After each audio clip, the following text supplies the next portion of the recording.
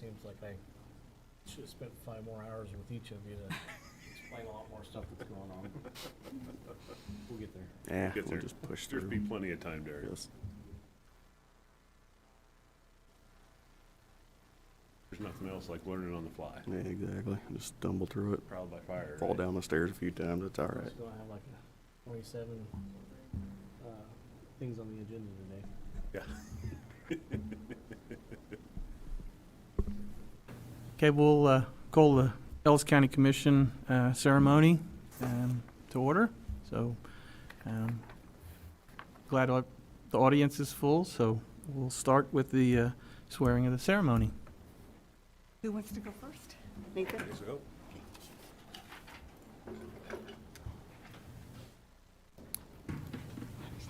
huh? Right there, it's good. Okay. And then you'll just raise your right hand and repeat after me. Okay.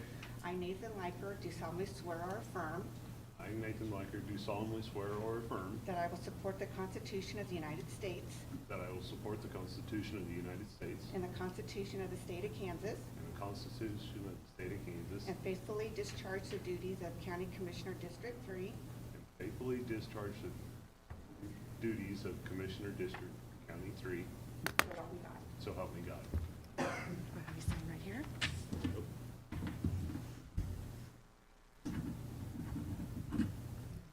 Congratulations. Thank you. Michael, you ready? It's a tongue twister. A couple times. Congratulations. Thank you. Yeah. Thank you. Yeah, I went ahead and got one there. Okay. You want to, oh, so you can read. Okay. Okay. I, Michael Burgess, do solemnly swear or affirm I, Michael Burgess, do solemnly swear or affirm that I will support the Constitution of the United States that I will support the Constitution of the United States and the Constitution of the State of Kansas, and the Constitution of the State of Kansas, and faithfully discharge the duties of County Commission District 1, and faithfully discharge the duties of County Commission District 1. so help me God. So help me God. Have you sign right here? Oh, you got a pen, great. Congratulations. Thank you.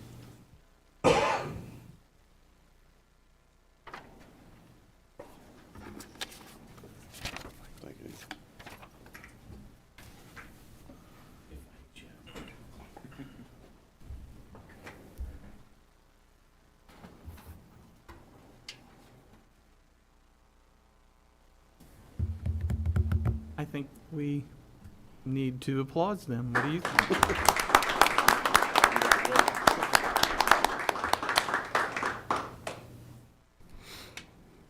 Okay, Bobby, if you could call order, please. Okay. Commissioner Nathan Liker, Here. Chair Neil Younger, Here. Commissioner Michael Burgess. Here. We have a quorum.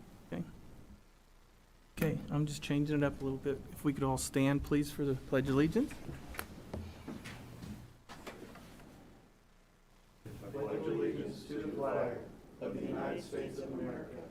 And to the republic for which it stands, one nation, under God, indivisible, with liberty and justice for all.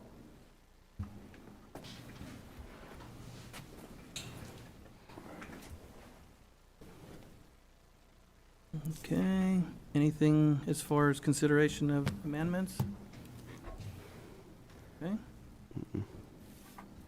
The consent agenda, I move, we approve the consent agenda. Seconded. okay, we have a motion and a second. All in favor, say aye. Aye. Aye. Okay, any issues from people in the audience? Okay, Well, we're starting off on the right foot. Nobody came down to. okay, reorganization discussion, Darren? Good morning, Commissioners. We'll start off the meeting here this morning with the different reorganization priorities from the County Commission. Happens every year at the first meeting of the new year for the appointed county commissioners. There's several items on the agenda, and they're all listed on your agenda. Basically 9 goals to reach. And the first one would be to have a discussion to appoint a chair to the county commission. Okay. to be chair, Neil? I will. I'd like to make a motion to appoint Neil Younger to the chair of the Ellis County Commission. Seconded. Okay, we have a motion and a second. All in favor, say aye. Aye. Aye. And the next topic is for a vice chair. Well, I'll let Nathan take it on. That's all right. So I'll make a motion that Nathan Liker serve as vice chair of the Board of County Commissioners. I'll second that. We have a motion and a second. All in favor, say aye. Aye. Aye. Motion approved. Action number 3 on the agenda is to designate different commission field appointments. There's some from the Corrections Board, the Juvenile Services, High Plains Mental Health, and Kansas Workforce 1. I have been serving on that, so if my two fellow commissioners will let me, I will definitely accept that. So if somebody wants to, I'll make a motion that Neil continues to serve on the Juvenile Services Board. Second. okay, we have a motion and a second. All in favor, say aye. Aye. Motion approved.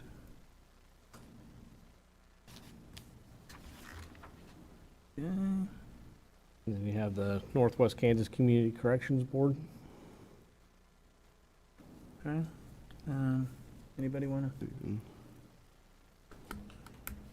I can step up and take that. Okay. I'll make a motion to have Nate do fulfill that position. Seconded. Okay, we have a motion and a second. All in favor, say aye. Aye. Motion approved. Third is the High Plains Mental Health Board. That's a board that I would like to be on, if I don't Okay. have to twist any arms for it. I'll So, make a motion that Michael serves as that position. Okay, I second that. Okay, we have a motion and a second. All in favor, say aye. Aye. Aye. And the last agenda or the last item for the commission appointed position is the Kansas Workforce 1 Board.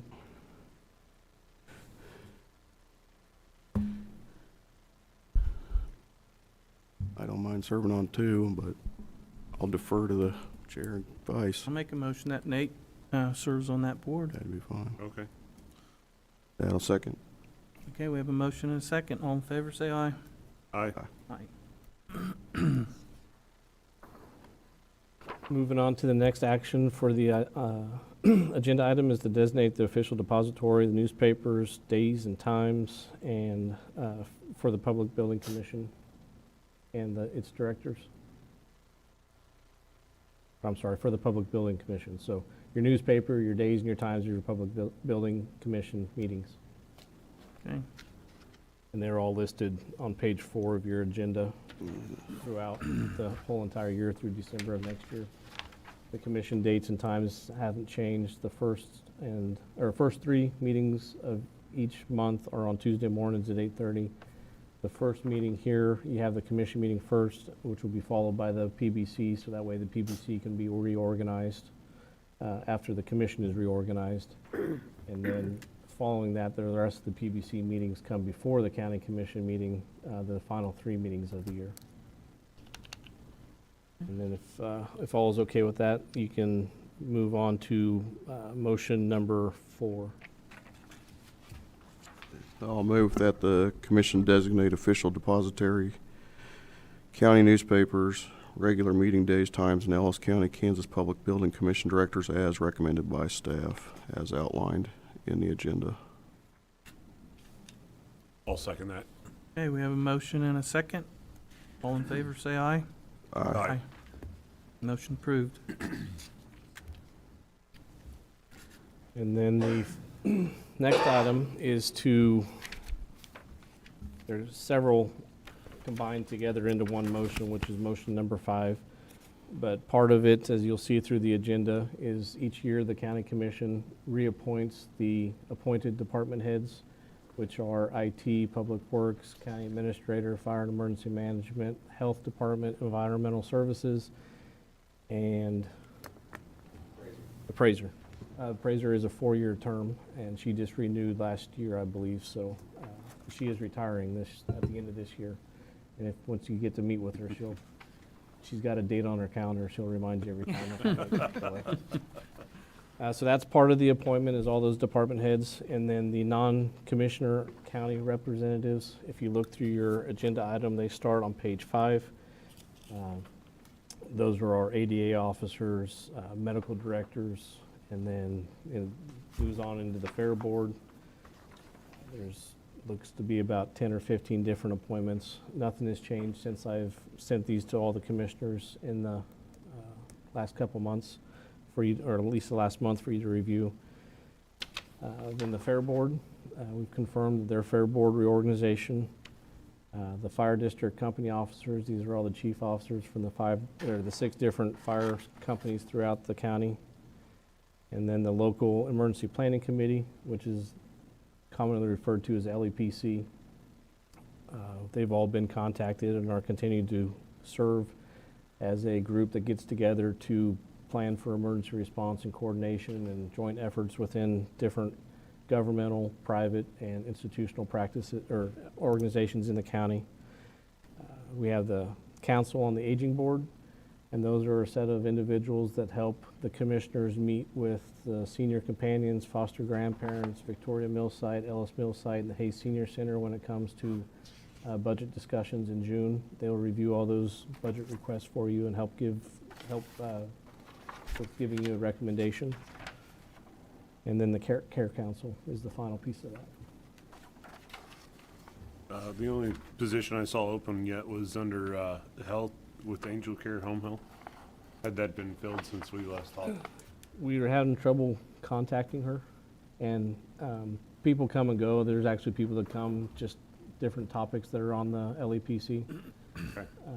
So it's a hard group to get everybody there because of, as you can tell, the different places that they're with. It's hard to get everybody there, and they don't meet very often.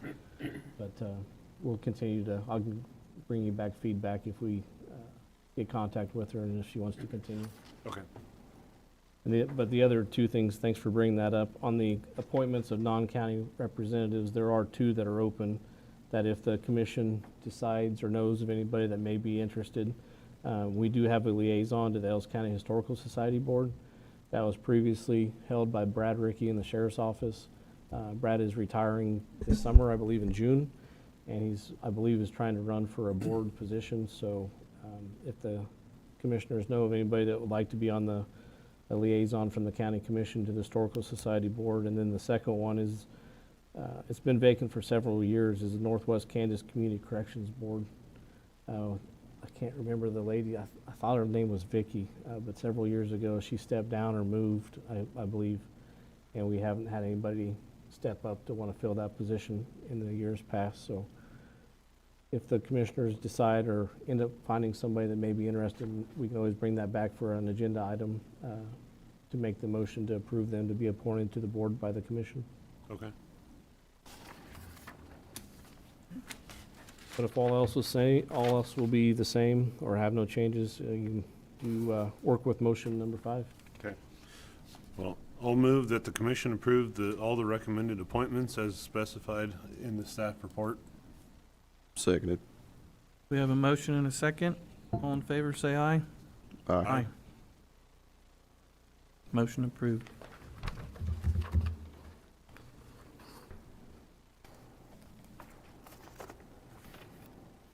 Okay.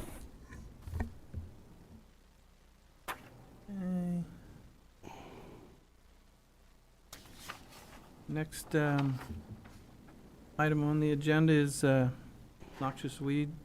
Gary Haas.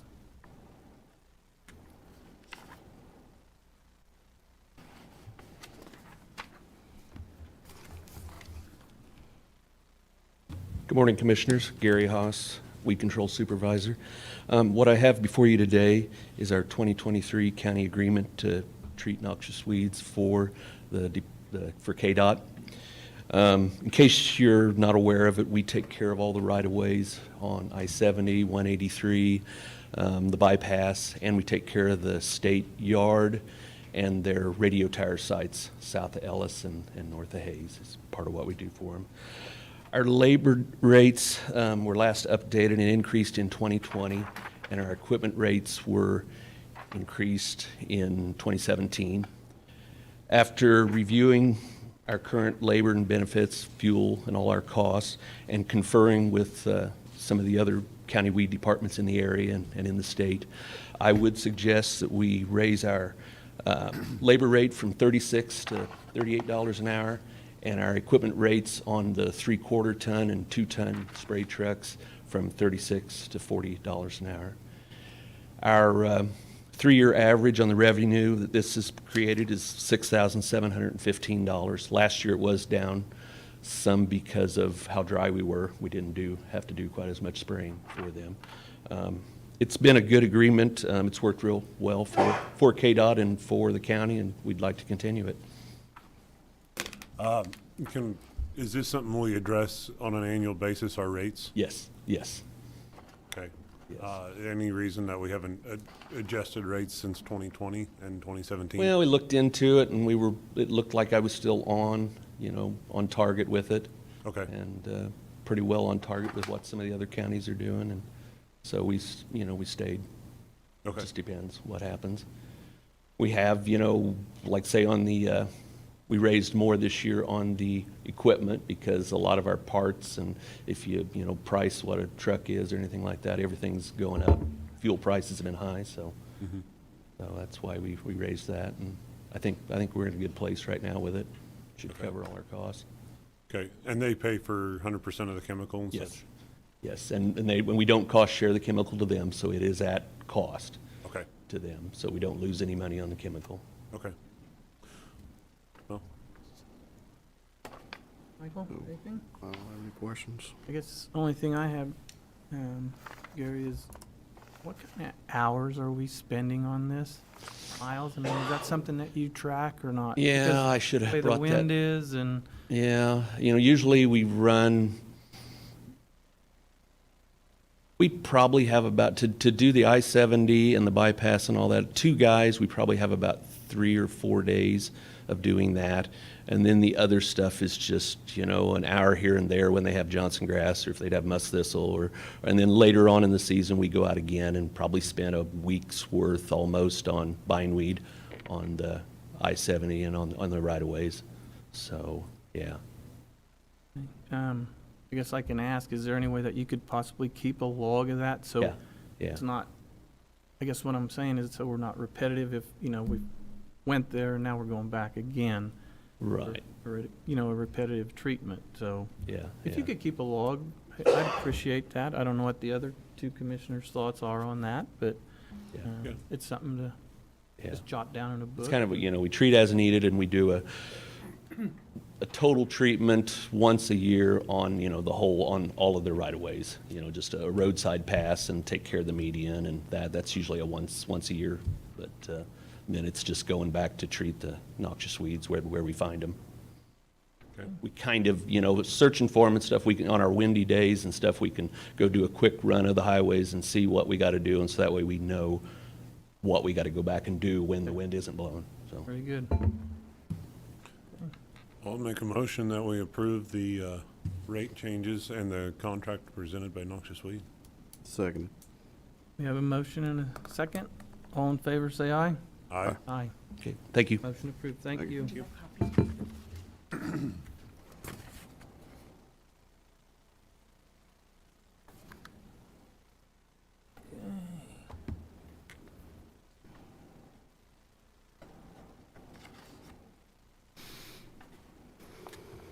Next item is the 302 Bridge Grant from Brendan. Morning. Morning, Commissioners. Brendan McKay, Ellis County Public Works Director. So before you this morning is the agreement with Panko Engineering to do the design for the bridge on 370th, known locally as the Hoosier Bridge, as well as the Form 1302, which is the request for project from KDOT. So just this past fall, we successfully applied for off-system bridge grant through KDOT that covers total construction costs, construction inspection. It just doesn't cover the PE, the preliminary engineering and design, the right-of-way acquisition if any is needed, and utility relocation if that's required. So for us to proceed with this project, we would need to first sign the agreement with Penco Engineering to do the design work. which I would recommend doing is they helped us submit this application, and then Form 1302 to KDOT. It's expected to be around $43,500 is be what the county's contribution towards the project is, with $1.21 million coming from the state at maximum. And if construction costs go over that 1.21, the county is responsible for those overages. So for under $44,000, we can get a $1.2 million bridge if the commission accepts it. Pretty good deal. Agreed. Any discussion? Yes. Any questions, No. concerns? Not on this. At the time, this bridge is 62 years old. As we build this bridge, as assume we pass through this, what's the lifespan of bridges as we build them? About 75 years is what you expect. The old bridge is a wooden timber bridge, which those unfortunately don't last the 75 years like you get out of a concrete slab bridge. About 50 to 75 years, usually on the later end, before you need to do a deck overlay or a deck replacement. There's a lot of flow in there. If you look upstream from the bridge, they've armored the bank with a bunch of old cars to prevent scour. And if you look downstream, they've armored the bank, the landowners armored it with a bunch of slabs of concrete. There's quite a bit of flow through there. The current structure, when we get heavy rainfall, is overtopped. So this new structure is 160 feet long. That's why it's 4 times the size. We're hoping that'll help. Well, it should help prevent the road from being overtopped and address the approach, because it comes off a steep hill and goes right back up another steep hill.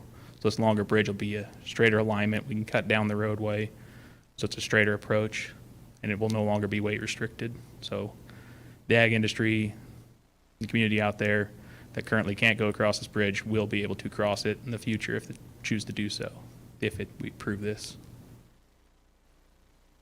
Any discussion, fellas? I think it's a good deal. It's a good deal. I'd rather be proactive Yeah. instead of what happened up on the Saline, so. There's only 2 structures that were eligible for this grant, this one and then a stone arch culvert that commission has looked at on a previous road tour. Decided we'll most likely, when push comes to shove on that one, we'll line it with metal and reinforce it that way, like they've done in the past. So this was, well, that with the increased funding KDOT's gotten for the next 5 years, they've changed their program some to include higher cost structures. So this is the time to go forward with this if the commission would like to. I'll make a motion that we go ahead and sign the agreement and go forward. Second. I have a motion and a second. Before, I'd like to thank the Penco representative for being here. So, all in favor, say aye. Aye. Aye. Thank you very much. Approved. Thanks, Brendan.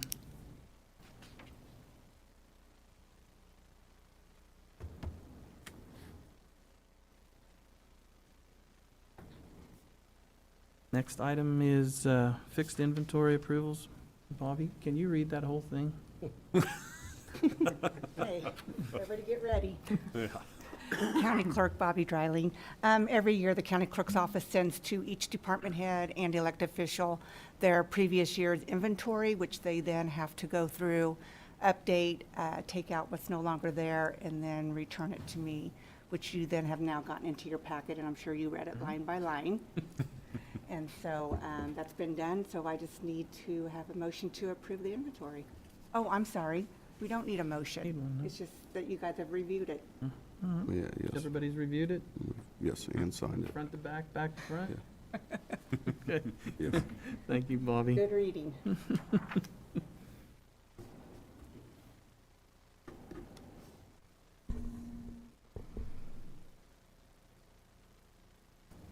And the next item is the resolution 2201, the Rose, from Darren. Morning again, Commissioners. Darren Myers, County Administrator. Next item on the agenda for you is the Rural Opportunity Zone resolution, or often referred to as RAWS. Back in 2021, the state of Kansas re-identified Ellis County as a RAWS area, a RAWS county. Prior to that, we were not eligible. They resized what the allocations were to be considered a RAWS county. When that did change, the commission back then had to sign a resolution, and as long as the state continues to identify Ellis County as a rural opportunity zone, each year in January, we'll have to approve a resolution and send it back to the Department of Administration and Department of Commerce as well. What the Rural Opportunity Zone does is two different things. It helps to recruit new individuals to different businesses or even the county government throughout Ellis County by two different ways, depending on if they meet the requirements, which we don't have to go through. They either have the option to waive their Kansas income tax. Well, they can't waive it. They got to pay it. Then they get a reimbursement from for 5 years from the state of Kansas. And then there's also a tuition reimbursement piece to that. So that way, if they have some tuition expenses, some of that can be reimbursed by either the county and or the state or both. The resolutions in the past have been a $0 resolution as part of the county commission. There has not been funding. However, what the resolution does allow is if the county opts and approves the resolution, any business can assist an individual for recruitment and retention purposes by offering these incentives and helping get those incentives.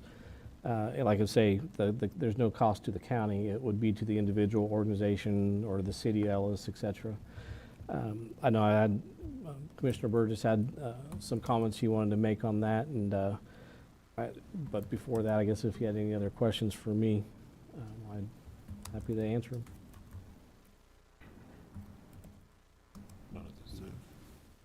Any comments? Yeah, my comments would be, of course, a simple approval, a $0 resolution makes sense. That way it allows the city or businesses or Ellis or Hayes to participate if they want. They have not either. And from my understanding, the 2023 budget, there is nothing budgeted to participate. But I would ask Darren for 2024's budget, assuming that the rural opportunity zone is there, that we do look at an opportunity to maybe fund it. And we have a further discussion on what that could mean. I hate to think that, as we try to grow our county and bring people here, and, we're sending our kids to K-State or KU or Wichita State, and then from there they go on. If there's an opportunity to somehow attract them back to Ellis County, I think we look at that opportunity. It's not budgeted for 23, so approving it as 0 for now seems fine and smart, but and allow the cities and the businesses to maybe take that opportunity if they want. But I think as a county level, we should maybe think about it as well for 2024. Mr. Leiker? I think that's worthy of discussion later on in the year. Yes. As we approach our budgeting process. Absolutely. And I did make a note yesterday when I talked to Commissioner Burgess. It'll be a topic that I'll remind the commission once we get into the budget development for 2024, that it'll be a topic brought up for the commission to decide. Okay. Okay. Well, I'll go ahead and make the motion of the approval of the resolution at a $0 amount. I guess that's all I need to do for right now. Second. Okay, we have a motion and a second. All in favor, say aye. Aye. Aye. Motion approved. Okay.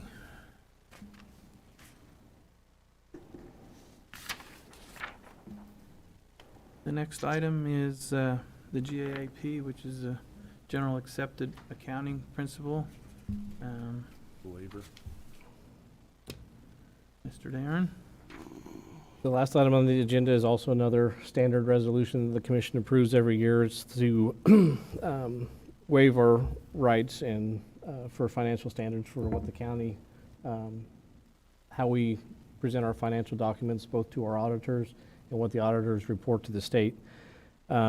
As far back as I can look, I remind the commission every year, this has been the same practice since at least 2004. I'm sure it was before then as well. If we were to change to a different practice, it would be a significant increase in cost and employees to the county, a lot different reporting, a lot more. We probably have to hire a specific financial officer for the county because there's a lot more reporting that has to be done, a lot more monthly reports, annual reports, and then a lot more reports that actually get sent to the state or to the auditor. There would also be increased expenditures that our auditors would require because the the process is a lot more thorough and in-depth and takes a lot more time on their end. So the practices that we use are still clear, open, and transparent. We can provide any documents at any time of the financial status of the county on a line-by-line basis for our county budget. And we still have an audit that's done, which is usually approved in August of every year.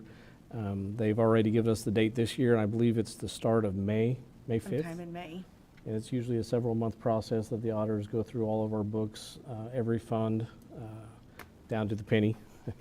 And we have budget adjustments at the end, and they give a report to the commission come August. So with that, we just asked for the resolution to be approved, so that way we can continue our practices as needed. Quick question, are there any counties that you know of that do not waive the gap?